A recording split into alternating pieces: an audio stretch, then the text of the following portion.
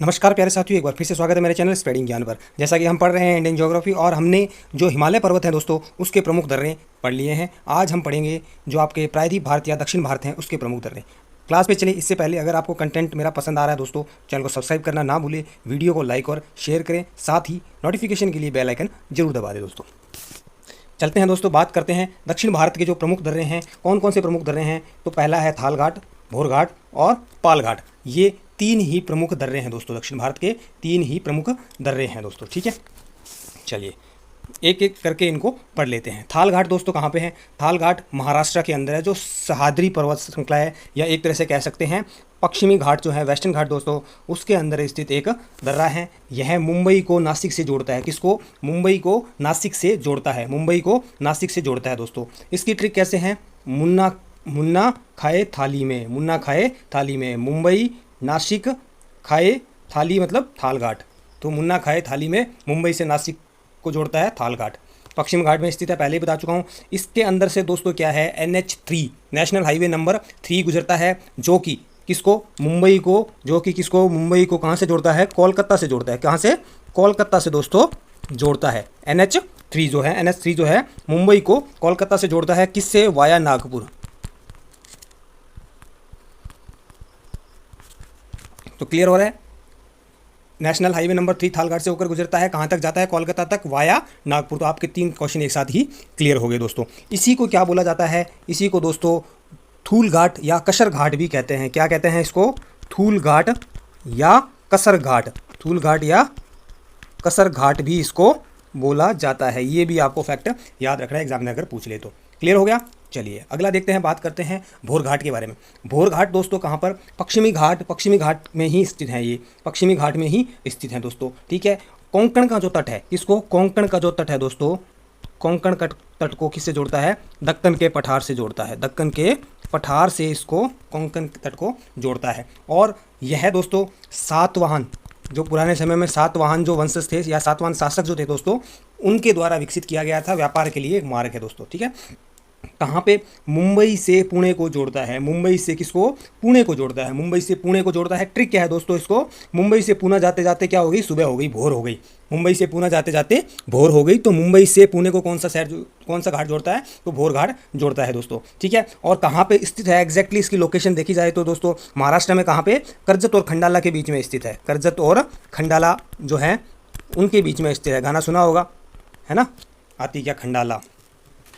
ठीक है ना। और इससे दोस्तों कौन सा होकर गुजरता है? NH9। ठीक है, और थाल घाट से कौन सा गुजरता था? NH9 कहाँ से गुजरता है? भोर घाट से। ठीक है, एक दोस्तों इसका हिस्ट्री से एक फैक्ट याद कर लो कि 1781 के अंदर 1781 में दोस्तों बोर घाट का युद्ध हुआ था। बोर घाट का युद्ध जो हुआ था वो इसी दर्रे के अंदर हुआ था। जब अंग्रेजों ने पुणे पर कब्जा करने के लिए सेना भेजी थी, तो जो मराठा थे इसी पे बैठे थे घात लगाए हुए। और ये जैसा कि पता है दर्रा जो होता है छोटा होता है, तो जब अंग्रेज सेना यहाँ से गुजरी तो उन्होंने हमला किया और अंग्रेज इसमें बुरी तरह से परास्त हुए थे। यह पहला आंग्ला मराठा युद्ध जो था ना उसका हिस्सा था। 1781 के अंदर कौन सा? बोर घाट का युद्ध जो हुआ था यहीं पे हुआ था। ठीक है, फैक्ट याद हो गया। चलिए अगला देखते हैं पाल घाट। पाल घाट दोस्तों इसको क्या बोला जाता है? पलक्कड़ गैप भी बोला जाता है। क्या?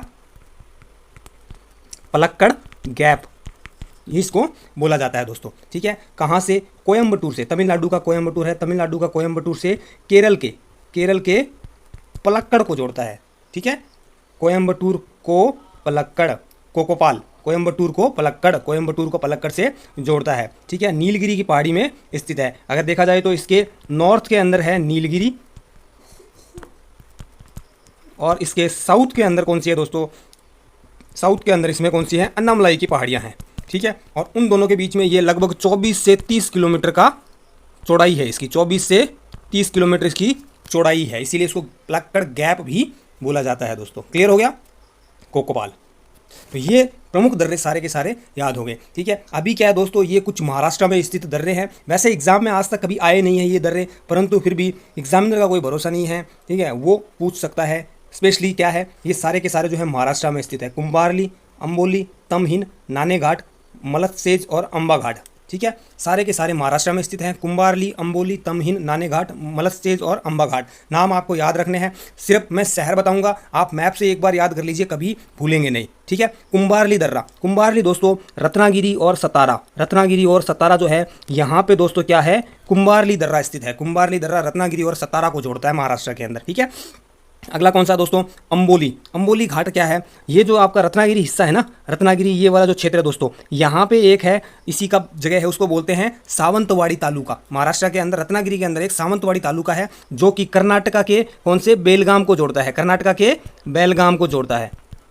बेलगाम और सावंतवाड़ी तालुके को कौन सा जोड़ता है दोस्तों, आपका अंबोली घाट दर्रा। अंबोली घाट दर्रा बेलगाम और सावंतवाड़ी को। इसके बाद आता है दोस्तों तमहिन घाट। तमहिन घाट कहाँ पे, पुणे के अंदर ही स्थित है। पुणे के दो तालुके हैं, मुलेशी और तमीनी, मुलेशी और तमीनी, इन दोनों को जोड़ता है तमहिन घाट।